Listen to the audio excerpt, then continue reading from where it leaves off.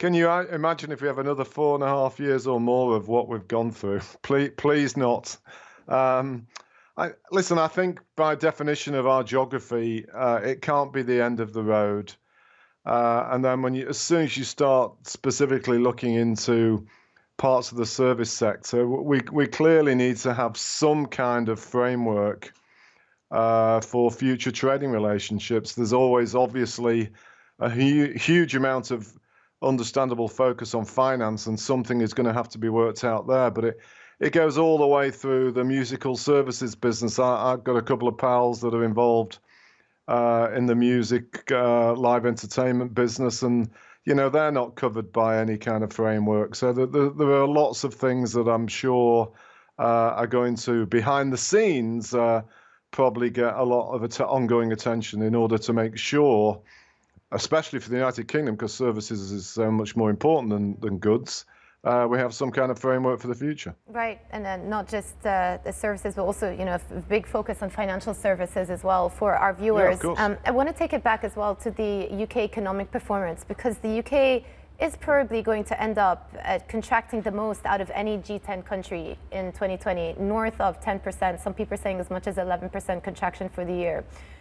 Now, given what we know about the vaccine rollout, and we ended the previous section on a positive note, but on a more negative note, obviously, the UK also has to grapple with its new trading relationship with the EU. Do you think that those things taken together means that it will take a lot longer for UK to get back to trend growth than other countries that also don't have to deal with, configuring out new trading relationship with their biggest trading partners?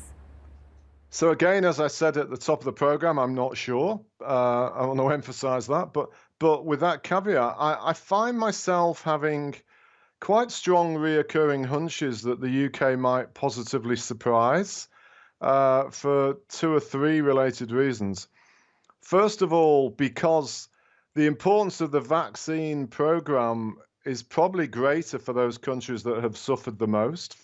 Secondly, related to that, because the UK's structure of the economy is one that is so sensitive to the shutdown, successful vaccine program particularly matters for the UK.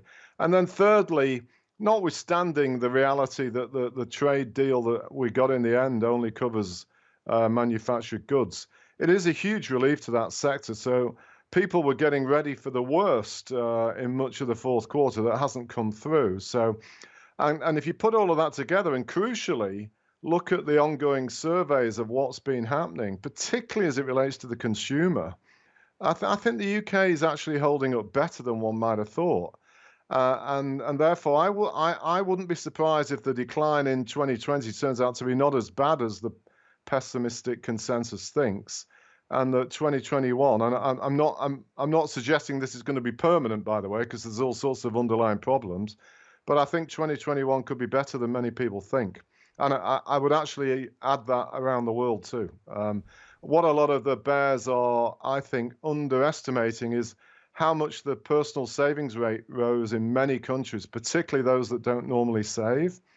And as people feel a bit more confident as they get vaccines, the scope for a significant acceleration in consumer spending, in my view, is pretty significant.